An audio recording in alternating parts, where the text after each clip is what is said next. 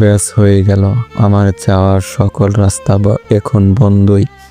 রেনু আমার হাত থেকে প্রায় ছোঁ মেরে ব্যাগটা নিয়ে সোজা উপরে চলে গেল, আর আমি হতভম্ব হয়ে দাঁড়িয়ে আছি। তখন আঙ্কেল আমাকে বললেন, তাহলে ইয়াংম্যান কাল থেকে কাজ শুরু করে দাও। আমি শুধু মাথা নেড়ে সম্মানিত জানালাম, এখন আমি কি করব? আমি তো অন্য একটা কারণে চলে যেতে চেয়েছিলাম, আর রেনুকেও বোঝাতে মুশকিল। যার আগে এরপর আমি ওপরে চলে আসি। আমার রুমে ঢুকেই দেখি রেনু বসে আছে। আমি ঢুকতেই রাগীভাবে আমার দিকে তাকালো আর বলল, তুমি চলে যেতে চাচ্ছিলে কেন? আর শোনো, ফার্দার যেন এরকমটা না হয়। কথাটা বলে আমার কাছে এসে গালে চট করে একটা কিস করে দৌড়। আমি ওখানে দাঁড়িয়ে থেকে ভাবতে লাগলাম, আমি কি করব? কি করে রেনুকে বলবো যে ও যেটা ভাবছে সেটা কখনো সম্ভব না। আমার অতীতটা অনেক, ওকে কিভাবে বলবো? আমার অতীত জানার পর রেনু কি রিয়াকশন হবে? তারপর সোজা ওয়াশরুমে চলে যাই। ফ্রেশ হয়ে বের হয়ে আসতে দেখি রেনু হাজির। রেনুকে দেখতে বড় সড়ো একটা ক্রাশ খেলাম। আজ পর্যন্ত রেনুকে একটা সাজতে দেখিনি। নীল শাড়িতে রেনুকে একেবারে নীল পরীর মতো লাগছে। আমি অপলক রেনুর দিকে তাকিয়ে আছি। রেনুর ডাকে আমার ঘোর কাটল। রেনু আমার দিকে তাকিয়ে মুচকে হাসি দিয়ে বলল, এমন হা করে থাকলে মুখে শুধু মশা মাছি না ডাইনোসর ঢুকে যাবে। আমি কিছুটা ইতস্তভাবে বললাম, কি সব বলো তুমি? তোমার দিকে হা করে দেখার কি আছে? আমি তো দেখছিলাম তুমি কতটা ময়দা মাখছো কেন। রেনু রেগে আগুন হয়ে গেছে। কি বললে তুমি? আমি ময়দা মাখি? এই প্রথম আমি একটা সুন্দর করে সাজলাম। কোথায় তুমি আমার একটু প্রশংসা করবে, তা না? আমি বললাম, কি সর্বনাশ, এই মেয়েটা মজাও বোঝে না। এই একটা তুচ্ছ বিষয় নিয়ে কান্না শুরু করেছে। আরে কি করছো কি তুমি? আমি তো শুধু মজা করছিলাম। তুমি কাঁদছো কেন? তোমাকে তো খুবই সুন্দর লাগছে, একেবারে নীল পরি। তখনই কান্না শেষে মুচকি একটা হাসি দিয়ে বলল, সত্যি আমাকে এতটা সুন্দর লাগছে? আরে হ্যাঁ, সত্যি তোমাকে আজকে খুবই সুন্দর লাগছে। আমি তো চোখই ফেরাতে পারছি না। সত্যি? কিন্তু আমি একটা বিষয় বুঝতে পারছি না। তুমি হঠাৎ করে এতটা সাজছ কেন? কোনো বিশেষ কারণ আছে? কি কারণ শুনি? রেনু বলল, পরে বলবো, কিন্তু এখন তুমি এই পাঞ্জাবিটা পরে রেডি হয়ে নাও। আমরা আজকে একটা জায়গায় যাব। কিন্তু কোথায়? বেশি কথা না বলে যাও, পাঞ্জাবিটা পরে আসো। এরপর আমি রেনুর হাত থেকে পোশাকটা নিয়ে আবার ওয়াশরুমে ঢুকলাম। আমি ওয়াশরুম থেকে জামাটা পরে বাহিরে এলাম। রেনু আমার দিকে তাকিয়ে বলল, তোমাকে এই পাঞ্জাবিতে কতটা কিউট লাগছে তুমি জানো না? আমার তো মন চাইছে। আমি বললাম, কি মনে চাইছে? রেনু একটা মুচকি হাসি দিয়ে বলল, কিছু না, চলো, দেরি হয়ে যাচ্ছে। তারপর আমরা নিচে নেমে আসি। আন্টি আমাদের দেখে বলল, কোথায় যাচ্ছিস তোরা? রেনু বলল, মা তোমাকে না বললাম আজকে আমরা ফ্রেন্ড সাদিয়ার বিয়ে আছে, আমরা ওখানে যাচ্ছি। আচ্ছা, সাবধানে যাস। আর বাবা আশিক, তুমি রেনুকে একটু দেখে রেখো। মেয়েটা বড্ড ঝগড়াতে, যার তার সাথে ঝগড়া করে বসে। আন্টি চিন্তা করবেন না, আমি ওকে দেখিয়ে রাখবো। এরপর আমি রেনু গাড়ি নিয়ে বেরিয়ে পড়ি। তবে আজকে ড্রাইভিং সিটে আমি বসেছি আর রেনু আমার পাশে। রেনু আমাকে রাস্তা বলে দিচ্ছে। আমরা একটা গিফটের দোকানে এলাম। সেখান থেকে রেনু তার ফ্রেন্ডের জন্য একটা গিফট নিল। তারপর আমরা দোকান থেকে বেরিয়ে আবার রওনা দিলাম রেনুর ফ্রেন্ডের বাড়ির উদ্দেশ্যে। গাড়িতে যাওয়ার সময় রেনু আমাকে অনেক ধরনের প্রশ্ন করছিল, আর ওর এত বকবকের উত্তর আমি শুধু হা করছি। তারপরও দেখি এই মেয়েটা থামছে না। যাই হোক, এই বাচাল মেয়ের অত্যাচার সহ্য করতে করতে আমরা বিয়ে বাড়িতে পৌঁছালাম। বিয়ে বাড়িতে যাওয়ার পর রেনু আমাকে তার বন্ধুদের সাথে পরিচয় করিয়ে দেয় ফ্রেন্ড হিসাবে। যাক, বাঁচা গেল। আমি তো অন্য কিছুই ভাবছিলাম।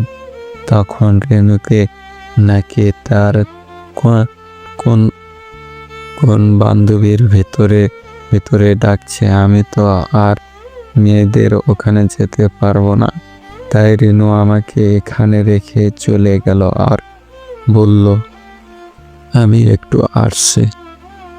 আমি একা একা এক পাশে দাঁড়িয়ে আছি, কাউকেই তো চিনি না।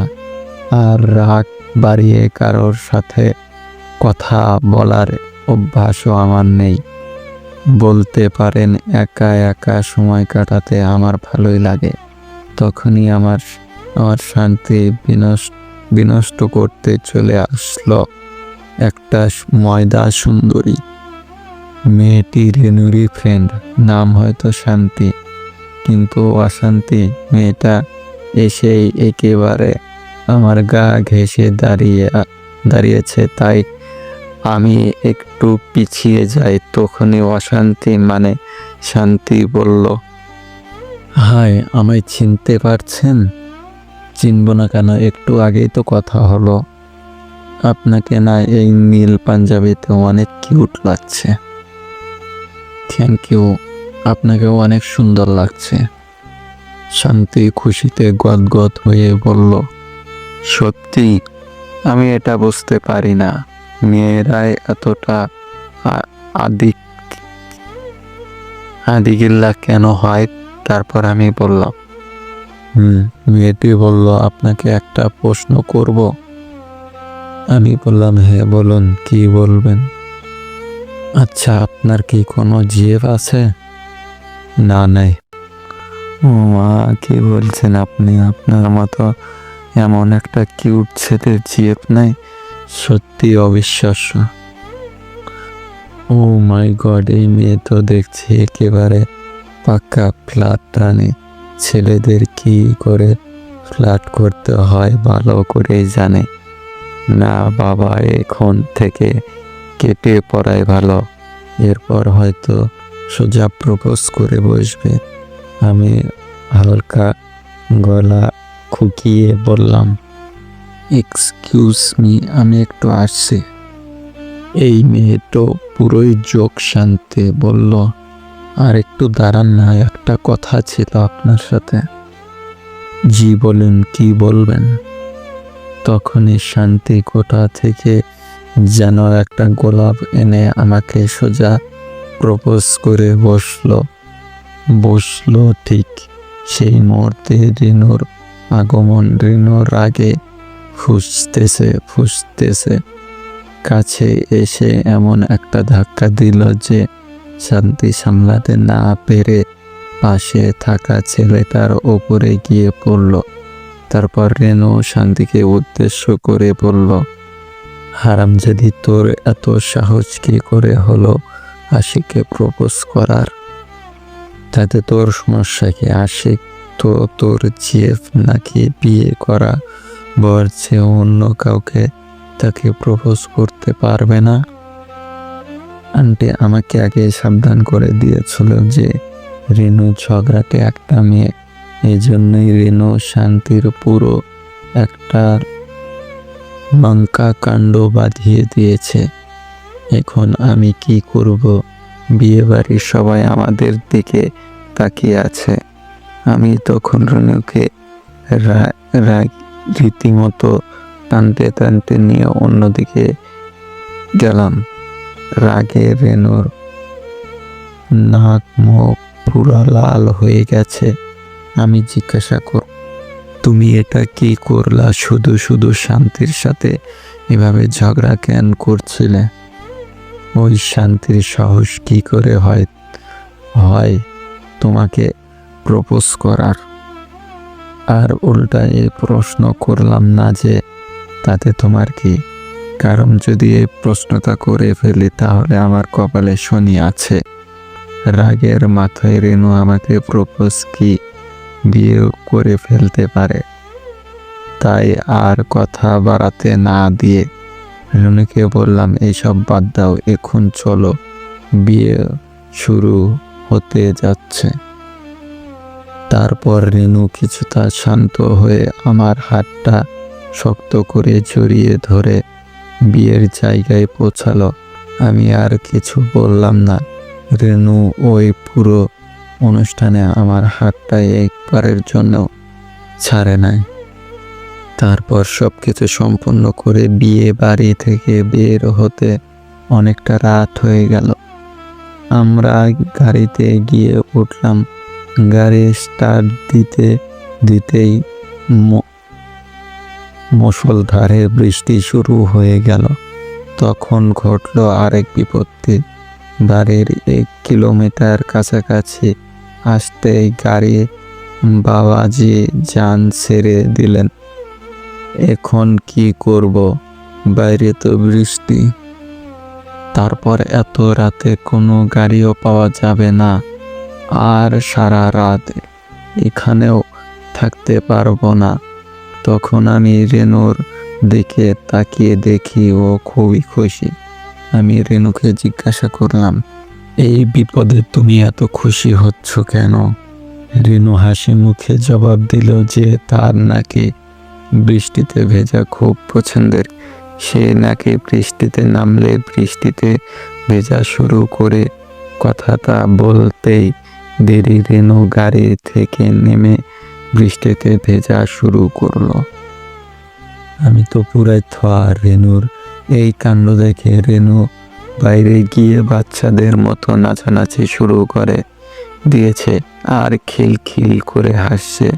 সে কি হাসি? কারো হাসিও এত সুন্দর হতে পারে? আমি অবাক দৃষ্টিতে রেনুর দিকে তাকিয়ে আছি। তখন দেখি রেনু থেমে গিয়ে আমার দিকে তাকিয়ে আছে।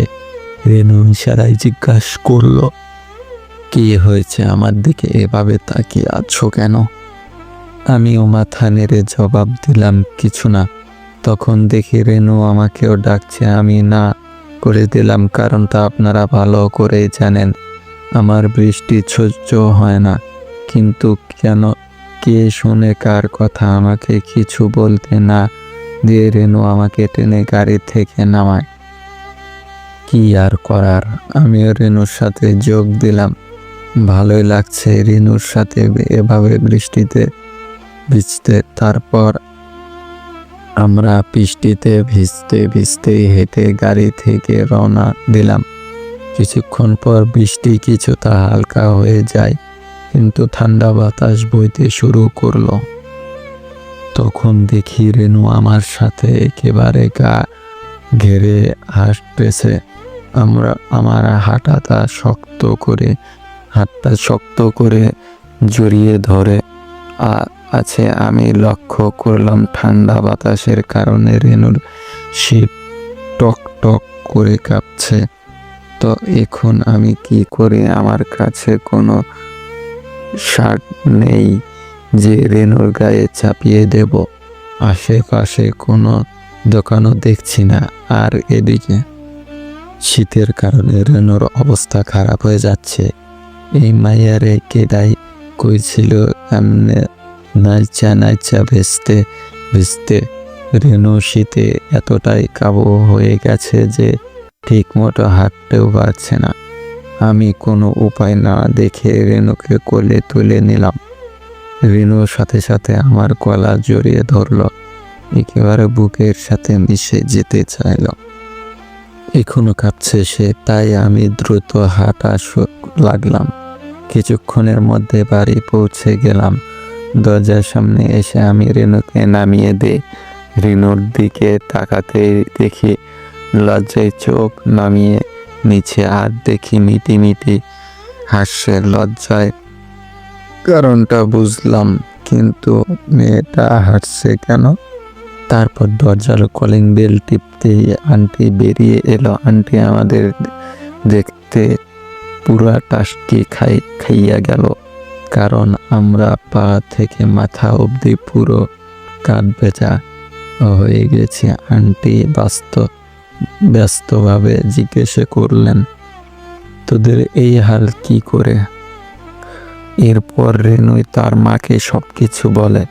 তারপর দেখি আন্টি আমার দিকে কেমন যেন সূক্ষ্ম দৃষ্টিতে তাকিয়ে আছে। আমি কোনো কারণ উদ্ধার করতে না পেরে